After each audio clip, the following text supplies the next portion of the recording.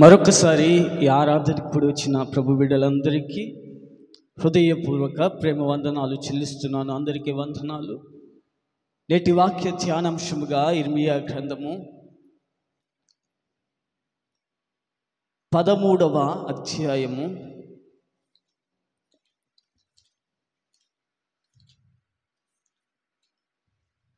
1వ వచనాన్ని మనం ధ్యానం చేసుకుందాం.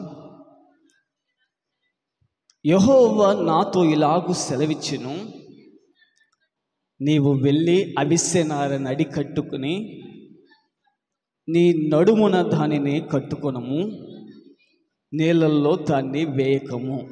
చాలండి. ఈ యొక్క మాట ద్వారా ఈ మధ్యాహ్న వేళ ప్రభు మనతో మాట్లాడును గాక. ఆమేన్. చిన్న ప్రార్థన చేసుకుందాం. కృపాసత్య సంపూర్ణుడా యేసయ్యా, నీకే స్తోత్రాలు. మరొకసారి నీ సన్నిధిలో నీ పాదాలు పట్టుకుంటూ అల్పుడను అభాగ్యుడను ఎందుకు పనికిరాని నన్ను నీ ప్రజల ఎదుట నిలబెట్టిన విధానం బట్టి నీకు స్తోత్రాలు చెల్లిస్తున్నాం. మీరే నీ ప్రజలతో మాట్లాడండి, నా నోట నీ మాట ఉంచండి. ఈ ఆరాధన మా జీవితాలకు ప్రయోజనకరంగా మీరు మార్చండి. దేవా, ఇప్పుడు వచ్చిన ప్రతి ఒక్క బిడ్డతో మీరు మాట్లాడి ముచ్చటించమని ప్రార్థిస్తున్నాం. వాక్యము ధారాళంగా రాకుండా అడ్డుపడుతున్న ప్రతి వాది క్రియలన్నీ లయమగునుగాకని ప్రార్థిస్తున్నాం. సహాయం చేసి ఈ మధ్యాహ్న వేళ కూడా నేనే తగ్గుతూ నీ నామాన్ని హెచ్చిస్తూ యేసయ్య పరిశుద్ధ నామమున ప్రార్థించి అడిగి పొందుకొని ఉన్నాము తండ్రి. ఆమేన్. హల్లెలూయా. మరొకసారి ఇర్మియా గ్రంథము 13:1వ వచనాన్ని చూస్తే, యెహోవా నాతో ఇలాగు సెలవిచ్చెను, నీవు వెళ్ళి అవిసెనార నడి కట్టుకుని నీ నడుమున దానిని కట్టుకొనము, నీళ్ళల్లో దాన్ని వేయకము. అది దేవాతి దేవుడు ఒక ప్రవక్తకు ప్రత్యక్షమయ్యి ఆ ప్రవక్తతో మాట్లాడుతున్నాడు. ఏమనంటే, నువ్వు వెళ్ళి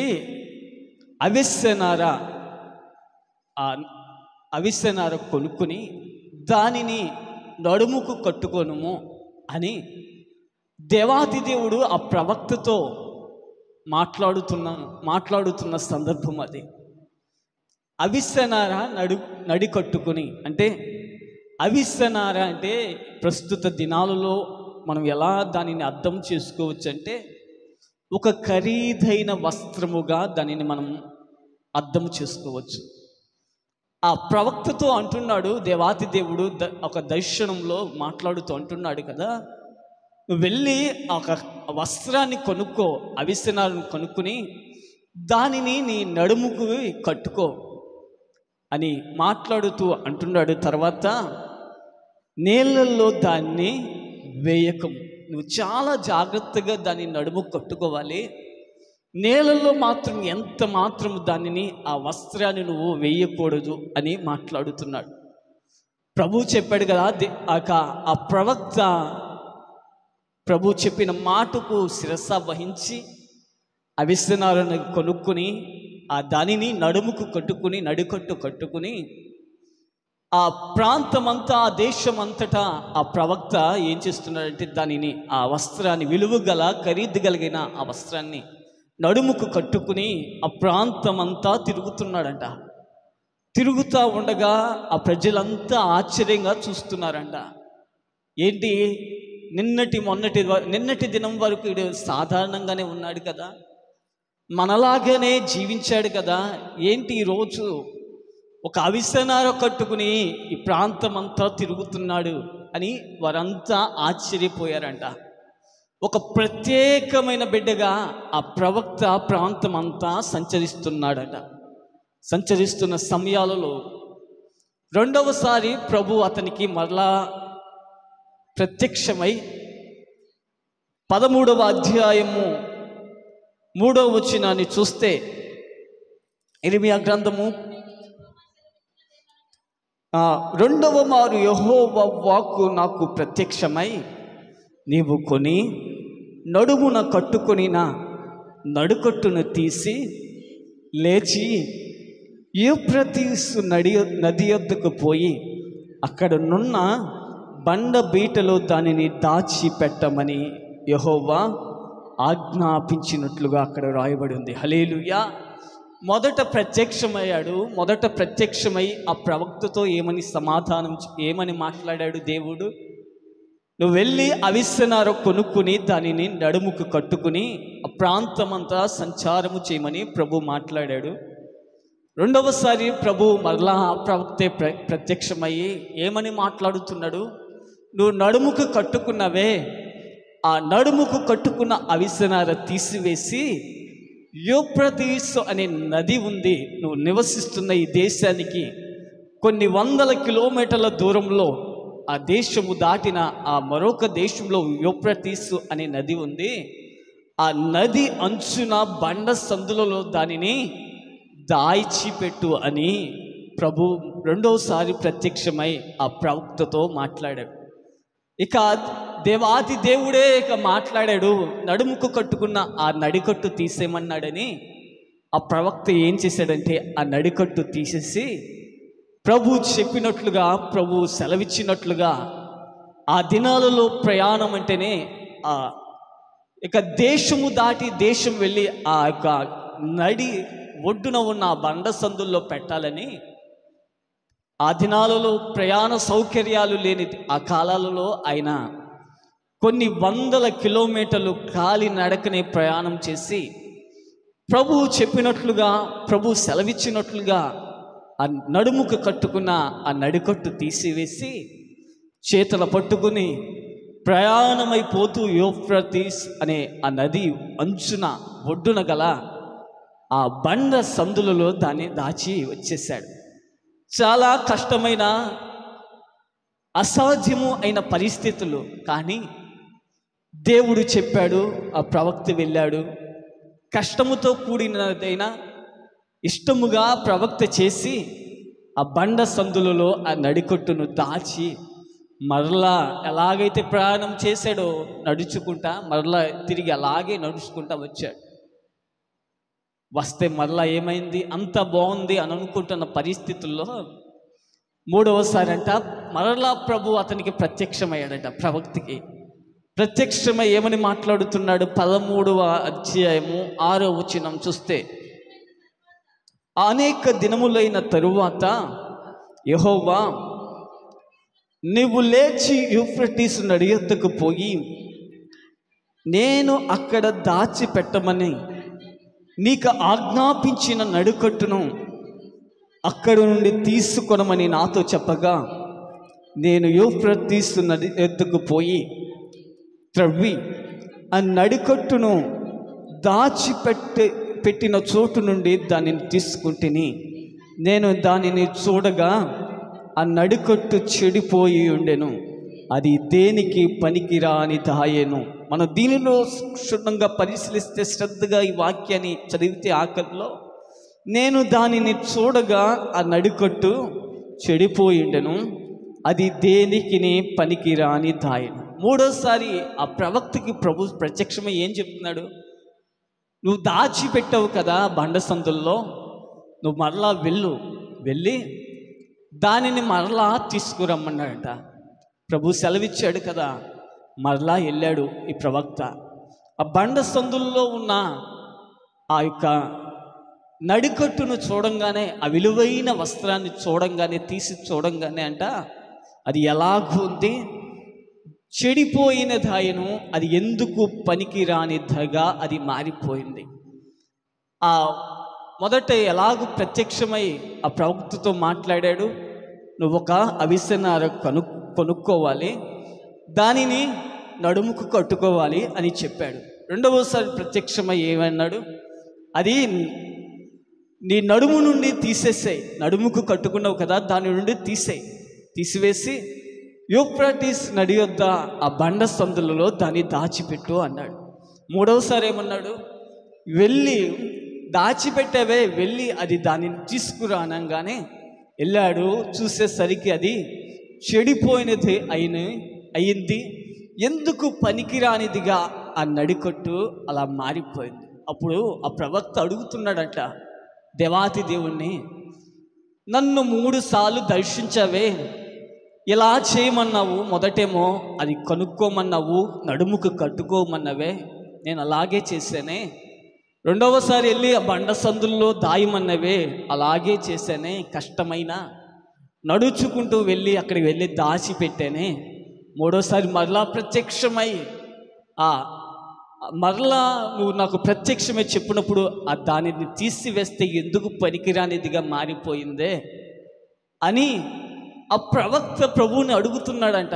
ఏంటి ప్రభువా, ఇలా నువ్వు చేయమన్నదల్లా నేను చేశాను, ఏంటి ఈ ఆశ్చర్యము, ఏంటి నీ ఆలోచన అని, ఈ నడికట్టు వల్ల ఏంటి నీ యొక్క ఉద్దేశం అని ప్రభుని ఆ ప్రవక్త అడిగితే, ఒకానొక దినానంట ఆ ప్రవక్తకి ప్రభు మరలా దర్శనమందు ప్రభు మాట్లాడుతూ అంటున్నాడంట. 13వ అధ్యాయము 11వ వచనాన్ని చూస్తే, నాకు కీర్తి స్తోత్ర మహిమలు కలుగుటకై వారు నాకు జనముగా ఉండునట్లు నేను ఇశ్రాయేలు వంశస్థులందరినీ యూదా వంశస్థులందరినీ నడికట్టు నరుని నడుమునకు అంటియున్న రీతిగా నన్ను అంటియుండ చేసి తిని గాని వారు నా మాటలు వెనుకపోయి ఉన్నారని యెహోవా సెలవిచ్చుచున్నాడు. ఈరోజున ఆ ప్రవక్తతో ప్రభు ఆ దర్శనమందు ఏమని మాట్లాడుతున్నాడంటే, నడుకట్టు అని నేను మాట్లాడుతున్నా కదా, ఆ నడికట్టు ఎవరంటే ఈ ఇశ్రాయేలు ప్రజలే, ఈ యోధా ప్రజలే, మీరే. మిమ్ములనే ఆ నడికట్టుగా నేను కట్టుకుని ఉన్నాను. నీళ్ళల్లో వేయకము అని నేను చెప్పా కదా.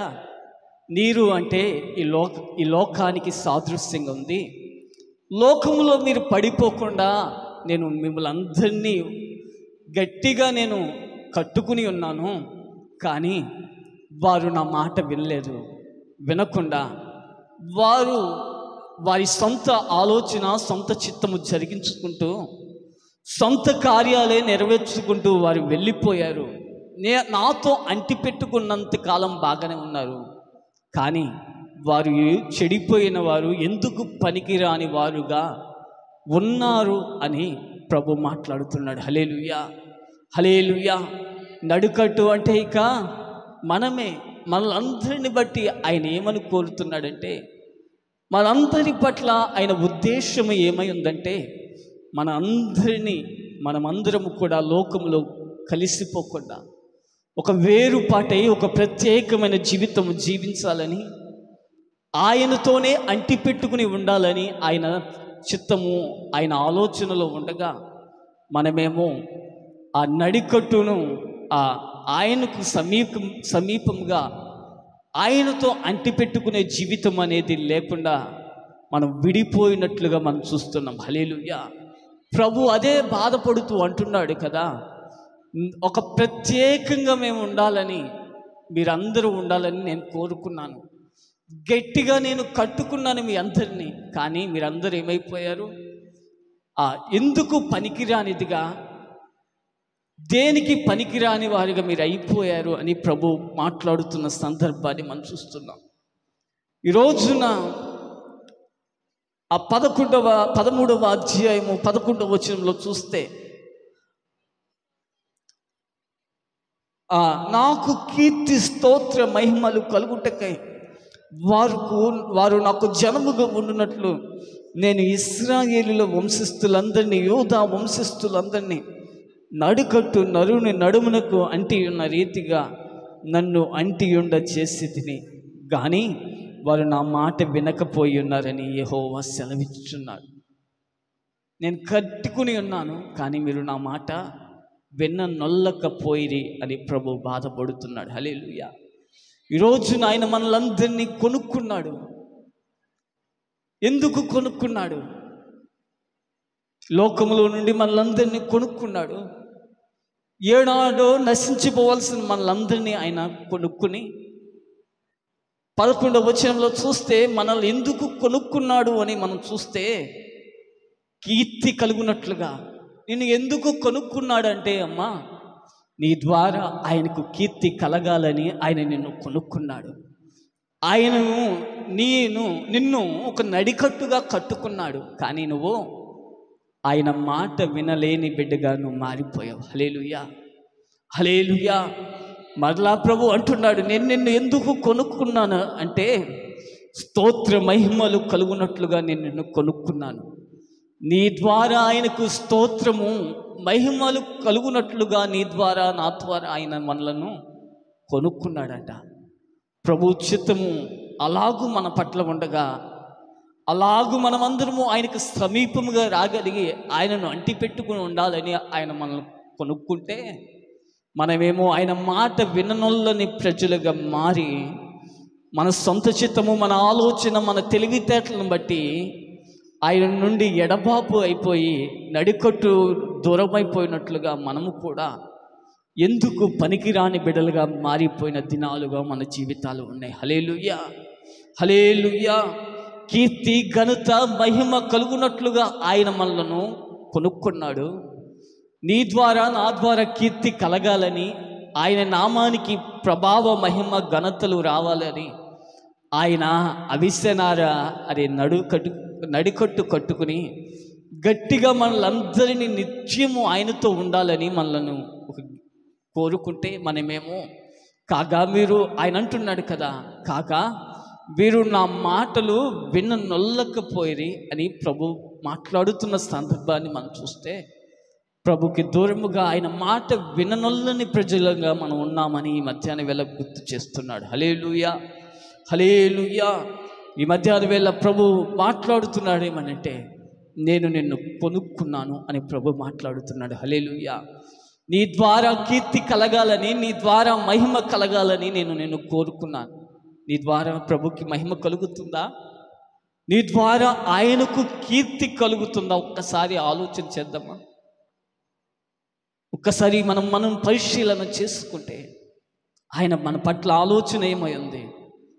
ఆయన మనల్ని కొనుక్కున్నాడు, నడికట్టుగా ఆయన మనల్ని కట్టుకున్నాడు. కానీ మనమేమో ఆయన మాట విననొల్లని బిడ్డలుగా మనం మారిపోయాం. ఈ మధ్యాహ్నం వేళ ప్రభు మాట్లాడుతున్నాడు ఏమనంటే, ఆయనను హత్తుకుని ఉంటే మన జీవితాలు బాగుపడతాయి. హల్లెలూయా. ఆ నడికట్టు ఎలా హత్తుకుందో మనము కూడా ఆయనను హత్తుకునే బిడ్డలుగా ప్రతినిత్యం ఉండగలిగితే మన ప్రతి పరిస్థితి మార్చబడుతుంది. హల్లెలూయా, హల్లెలూయా, హల్లెలూయా. ఆ ప్రవక్త నడికట్టును మొదటిసారి ప్రభు దర్శించినప్పుడు ఆ ప్రవక్త అవిసెనార కొనుక్కున్నాడు. నడికట్టు కట్టుకుని ఆ దేశమంతా సంచరిస్తున్నప్పుడు ఆ ప్రవక్త అందరికీ ఎలా కనపడ్డాడు? ఒక ప్రత్యేకమైన బిడ్డగా ఆ ప్రవక్త కనపడ్డాడు. అందరూ ఆశ్చర్యపోయారు. నిన్నటి దాకా మనలాగానే ఉన్నాడు కదా, ఇవాళేంటి నువ్వు ఈ అవిసెనార కట్టుకుని నడికట్టు కట్టుకుని తిరుగుతున్నాడని వారందరికీ భిన్నముగా ఆ ప్రవక్త తిరుగుతున్నప్పుడు వారందరూ ఆశ్చర్యపోయారు కదా. అలా దేవునికి సమీపముగా రాగలిగితే నిన్ను బట్టి కూడా అనేకులు ఆశ్చర్యపడతారు. హల్లెలూయా. నిన్నటి వరకు నీతో నాతోనే తిరిగాడు, మనందరితోనే తిరిగాడు కదా, ఏంటి ఈరోజు వీడు ప్రత్యేకంగా బ్రతుకుతున్నాడు అని ఆ అనేకులు నిన్ను బట్టి సాక్ష్యం ఇస్తారు. హల్లెలూయా. ఈరోజున నీవు ఈ లోకంలో నీవు నేను ఎలా బ్రతకాలి అంటే ఒక ప్రత్యేకంగా కనపడాలి. హల్లెలూయా, హల్లెలూయా.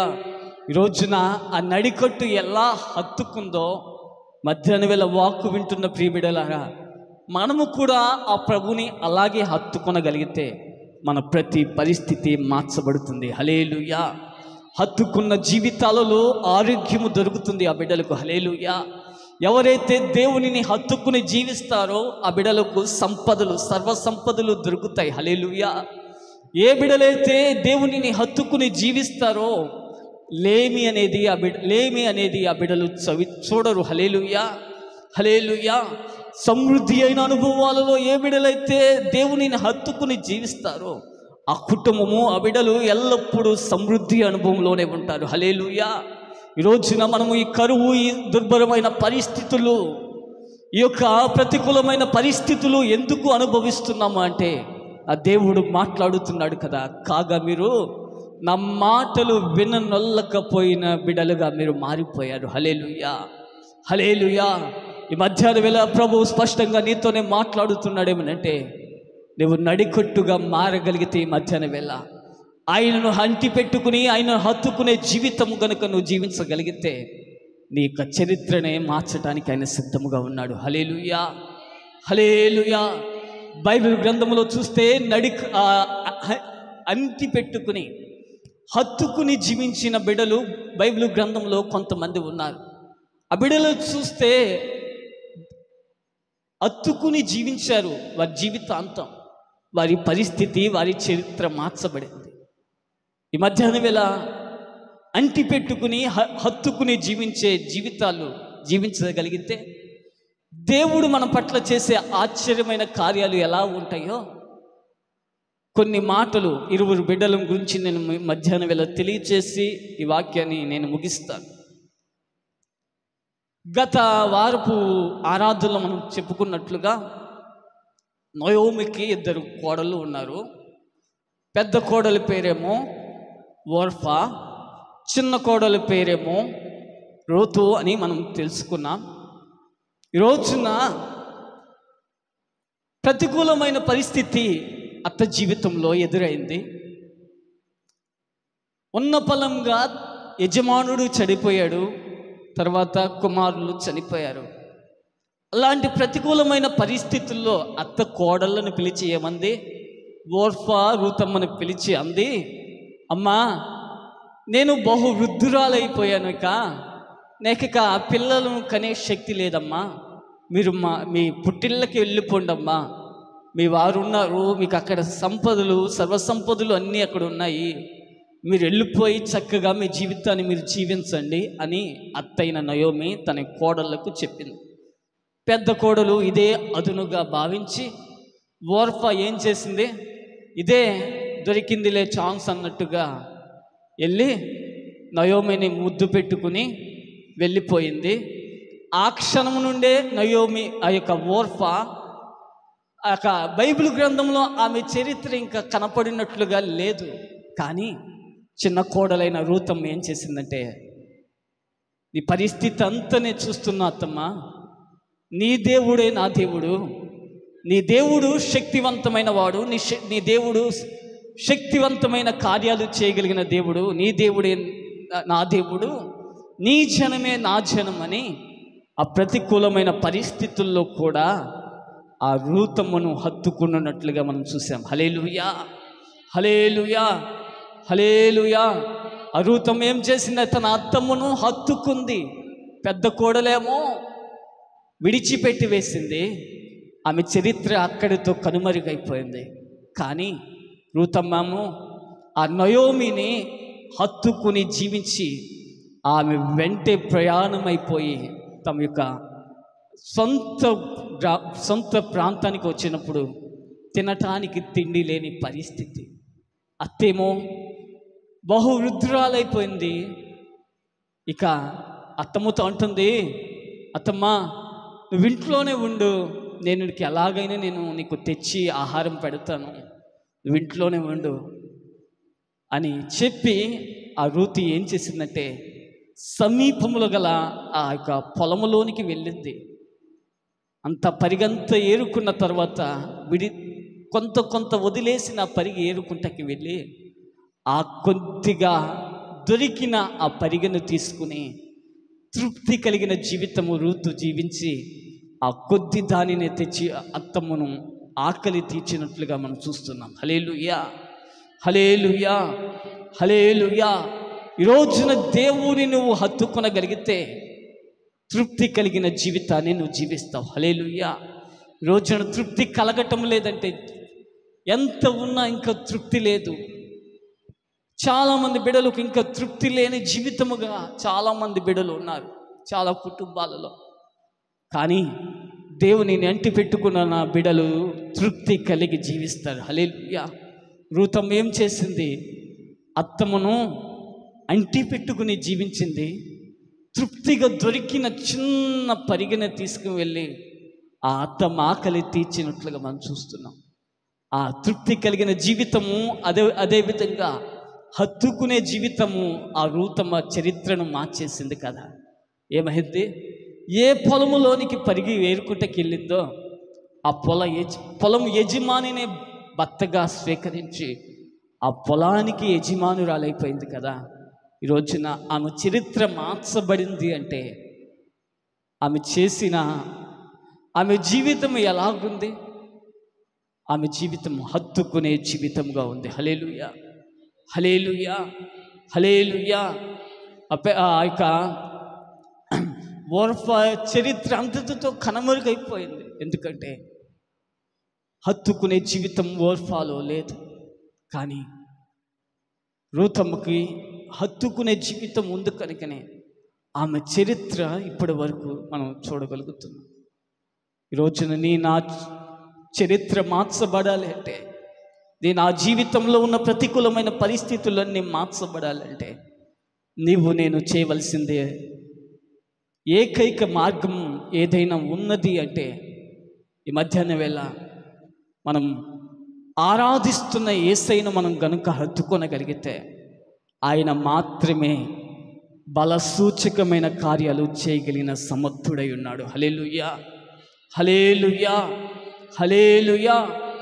ఇంకా ఎవరిని హత్తుకునినా, ఎవరిని ఆశ్రయించిన మన జీవితాల్లో ఆ యొక్క ఫలాన్ని మనం చూడలేము. కానీ దేవునిని అంటిపెట్టుకుని దేవునిని హత్తుకొనగలిగితే ఆ నడికట్టును ఎలాగో కట్టుకున్నాడో దేవాది దేవుడు, ఆ నడికట్టు నుండి మనం దూరం అయిపోయిన బిడ్డలుగా మనం ఈ మధ్యాహ్నం వేళ ఉండి ఉండగా మరలా ఆ నడికట్టులు మనం ధరించుకొనగలిగితే ప్రభు నా పరిస్థితులను మారుస్తాడు. హల్లెలూయా.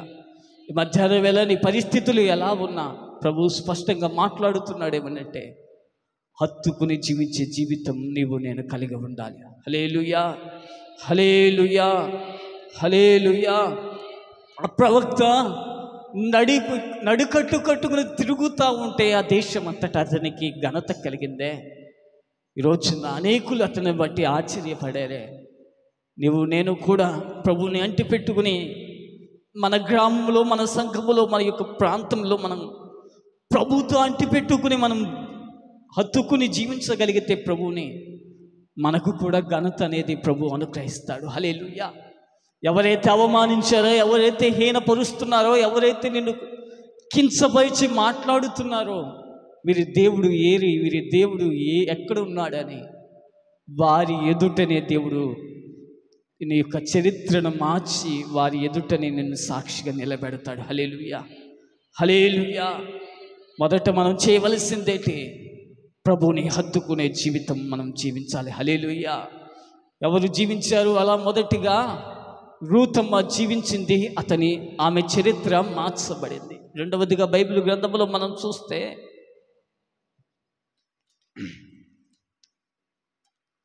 ఏలియా పెద్దవాడు, ఎలీషా చిన్నవాడు. ఎలీషాకు సర్వ సంపదలు ఉన్నాయి, పరివారు ఉన్నారు, ఆస్తి అంతస్తులు అన్నీ ఉన్నాయి. కానీ ఎలీషా అన్నింటినీ విడిచిపెట్టేసంట ఏలియాను హత్తుకున్నట్లుగా మనం చూస్తాం. ఏం చేశాడు ఎలీషా? చిన్నవాడు, అన్నీ ఉన్నాయి. ఏలియానేమో పెద్దవాడు. అంతగా ఎలీషాకున్న సంపదలు ఏమీ లేవు. కానీ ఏలియా దగ్గర ఒకటి ఉందంట.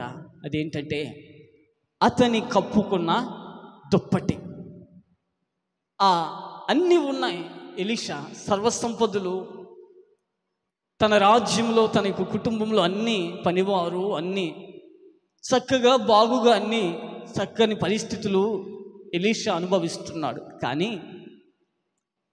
ఎలీషా అంటున్నాడు కదా, నేను అన్నింటినీ విడిచిపెట్టేస్తాను, నిన్ను హత్తుకుని నేను జీవిస్తాను ఏలియా.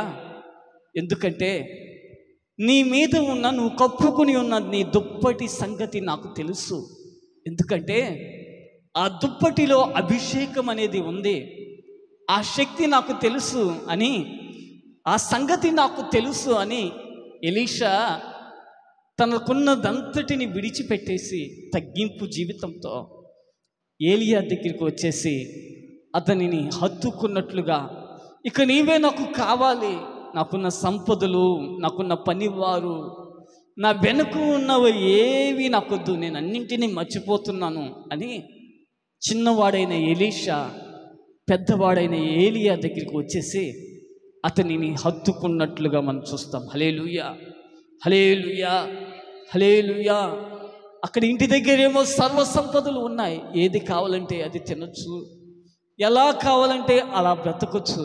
కానీ ఎలీషా ఏం చేశాడంటే అన్నింటినీ విడిచిపెట్టేసి నీ దగ్గర ఉన్న పరిస్థితుల్లోనే, ఆ ప్రతికూలమైన పరిస్థితుల్లోనే నేను తృప్తిగా ఉంటానయ్యా, నీవే నాకుంటే చాలయ్యా, నీవే నాకు కావాలయ్యా, నీ దగ్గర ఉన్న దుప్పటిలో అభిషేకం ఉందయ్యా, అది శక్తివంతమైనది అభిషేకము, అలాంటి అభిషేకము నాకు కావాలయ్యా అని బ్రతిములు ఆడుకుంటూ ఏలియా దగ్గరికి వచ్చి హత్తుకున్నట్లుగా మనం చూస్తున్నాం. హల్లెలూయా, హల్లెలూయా. ఆ యొక్క తగ్గింపు జీవితంతో ఎప్పుడైతే ఎలీషా వెళ్ళి ఏలియాని హత్తుకున్నాడో, బైబిల్ గ్రంథంలో మనం చూస్తే ఏలియా 7 అద్భుతాలు చేస్తే, ఆ తగ్గింపు జీవితంతో ఎప్పుడైతే హత్తుకునే అనుభవంలో ఆ యొక్క ఎలీషా ఎప్పుడైతే పరిస్థితులన్నీ పక్కన పెట్టేసి ఆ యొక్క ఏలియా దగ్గరికి వెళ్ళిన సందర్భంలో అభిషేకమే కావాలి అని వెళ్ళిన ఆ ఏలియా ఎన్ని అద్భుతాలు చేశాడో చూస్తే, ఆ ఏలియా 7 అద్భుతాలు చేస్తే ఎలీషా ఎన్ని అద్భుతాలు చేశాడని చూస్తే బైబిల్ గ్రంథంలో ఎన్ని ఉన్నాయి?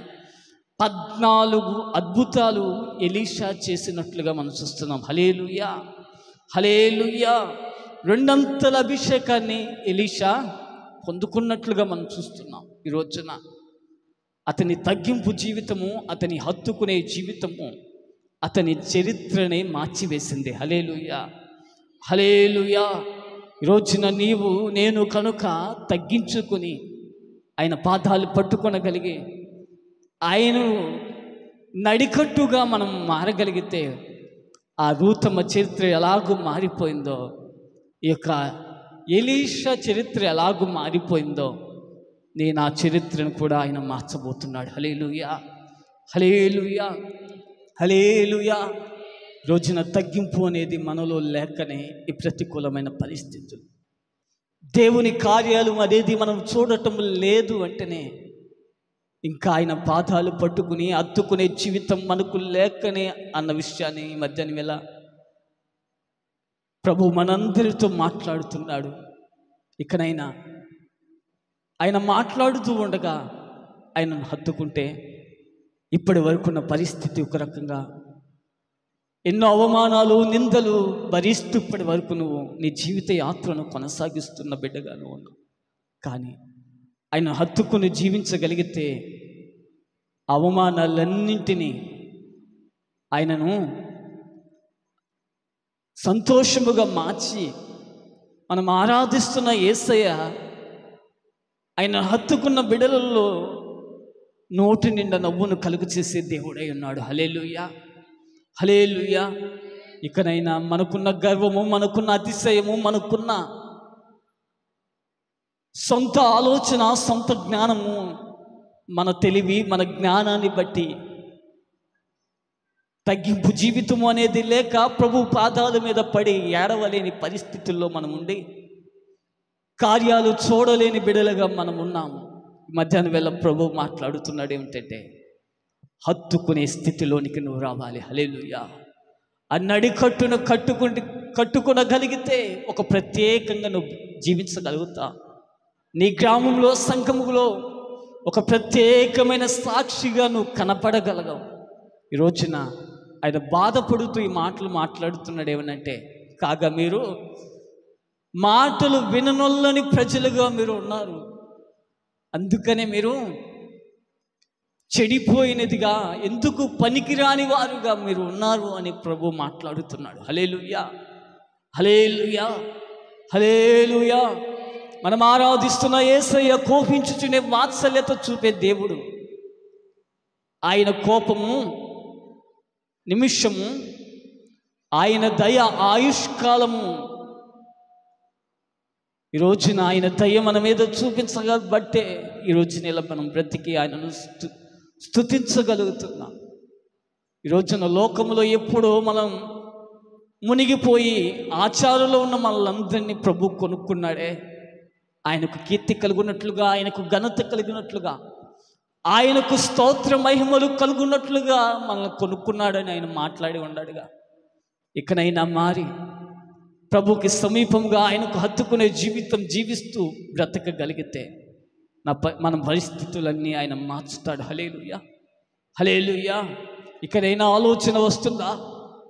దేవునిని హత్తుకోవాలి, ఆ నడికట్టును నేను కట్టుకోవాలి, ప్రభువుకి సమీపముగా నేను రావాలనే ఆలోచన వస్తే, నీ ఆలోచన చూస్తున్న దేవుడు నీలో ఒక కార్యాన్ని ఆరంభింప చేయడానికి ఆయన సిద్ధముగా ఉన్నాడు. హల్లెలూయా, హల్లెలూయా, హల్లెలూయా.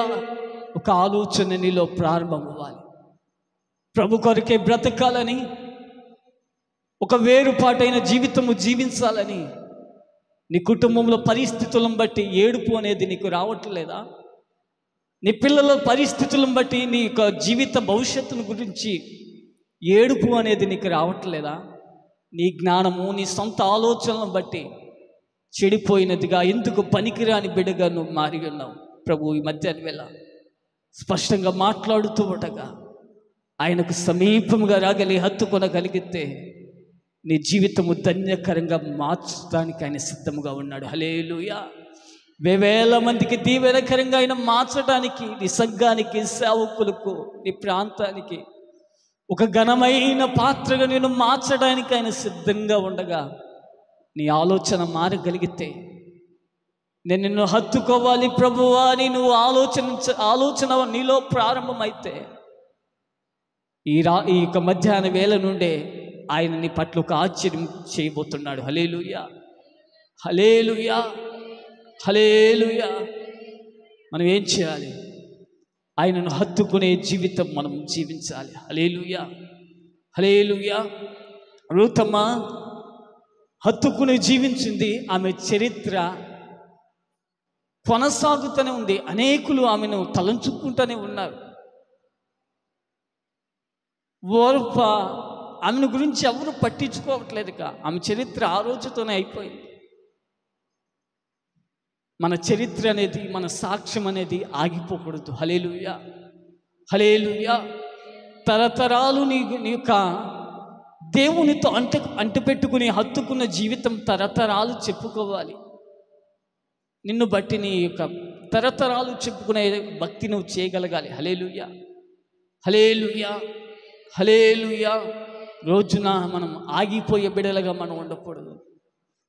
ఆయనను హత్తుకుని ఆయనకు సమీపముగా రాగలిగి అలాంటి భక్తి చేయాలని ప్రభు కోరుతున్నాడు. హల్లెలూయా, హల్లెలూయా, హల్లెలూయా. ఎలీషా చిన్నవాడైనప్పటికీ ఏలియా దగ్గరికి వచ్చాడు. అభిషేకము కావాలయా అని ఆ ప్రతికూలమైన పరిస్థితుల్లో కూడా, అన్ని ఉన్న పరిస్థితుల్లో కూడా తగ్గించుకుని బ్రతికాడు. రెండంతల అభిషేకాన్ని ఎలీషా పొందుకున్నాడు. ఈరోజున నీ ద్వారా, నా ద్వారా కూడా అద్భుతాలు జరగాలి అంటే మనకున్న ఏకైక మార్గము ఏదైనా ఉన్నది అంటే ప్రభుకి సమీపంగా రాగలిగి హత్తుకుంటే దేవుడు మన పరిస్థితులను చక్కదిద్దుతాడు. హల్లెలూయా. ఇక అసాధ్యము అని అనుకుంటున్నావు, కానీ మనం ఆరాధిస్తున్న యేసయ్య మాత్రం అసాధ్యము అనుకుంటున్న ప్రతి దానిని సాధ్యపరిచే శక్తివంతుడు, సమర్థుడైన దేవునిని, సజీవుడైన దేవునిని మనము ఆరాధిస్తున్నామని ఈ మధ్యాహ్న వేళ మనం గుర్తు ఎరగగలగాలి. హల్లెలూయా, హల్లెలూయా, హల్లెలూయా. మధ్యాహ్న వేళ ప్రభు ఇంతవరకు మాట్లాడి ఉండగా మనం నడికట్టుగా మారిపోవాలి. హల్లెలూయా. ఆయన అంటిపెట్టుకునే జీవితము మనం జీవించగలిగితే మన బ్రతుకు అనేకులకు దీవెనకరంగా, అనేకులకు, మన కుటుంబంలోను అనేక బిడ్డలకు, సంఘానికి, మన గ్రామ ప్రజలకు, మనల్ని బట్టి అనేకులు ఆనందించి మనల్ని బట్టి అనేకులు దీవెన పొందినట్లుగా మనం బ్రతుకుతాం. ఈ మధ్యాహ్నం వేళ ప్రభు మాట్లాడుతున్నాడు. ఆయన బాధపడుతూ అంటున్నాడు కదా, మీరు మాట విననొల్లని ప్రజలుగా మీరు మారిపోయారు. అందుకనే మీరు ఎందుకు పనికిరాని వారుగా, దేనికి పనికిరాని వారుగా మీరు ఉన్నారు అని ప్రభు మాట్లాడుతున్నారు. మధ్యాహ్నం వేళ మరలా ప్రభు సన్నిధికి వచ్చి, నేను నిన్ను హత్తుకుని జీవిస్తానయ్యా, నడికట్టుగా నేను మారుతానయ్యా, నేను నిన్ను విడిచి ఎక్కడికి వెళ్ళనయ్యా, నేను నిన్ను హత్తుకుని జీవిస్తాను. రూతమ్మ హత్తుకుని జీవించింది, ఆమె చరిత్ర మార్చబడింది. అదేవిధంగా ఎలీషా ఏలియాని హత్తుకున్నాడు, ఎలీషా చరిత్ర మార్చబడింది అని దేవుని పాదాలు పట్టుకుని ఇకనైనా దేవా నీ కోసం నేను బ్రతుకుతాను, నేను హత్తుకుని జీవిస్తాను అని ప్రార్థన చేయగలిగితే నీ ప్రార్థన ఆలకించడానికి ఆయన సిద్ధముగా ఉన్నాడు. ఈ వాక్యానుసారంగా నువ్వు జీవించాలనే ఆలోచన నీలో ప్రారంభమైతే ప్రభు పాదాలు పట్టుకుని కన్నీరు కాచి ఉన్న ప్రాంతంలో మోకరించి ప్రభుని అడగగలిగితే ఈ మధ్యాహ్నం వేళ నిన్ను దాటిపోని దేవుడుగా ఆయన నుండి, అయ్యా నేను నిన్ను హత్తుకుంటానికి ఎవరిని నేను ఆశ్రయించను, నువ్వు నాకు కావాలని ఆయన పాదాలు పట్టుకొనగలిగితే వారి చరిత్రను మార్చిన దేవుడే మన చరిత్రను మార్చబోతున్నాడు. హల్లెలూయా. దేవుడి మాటలు దీవించి ఆశీర్వదించి మన వినికిడిలో ఫలభరితంగా మార్చును గాక. ఆమేన్.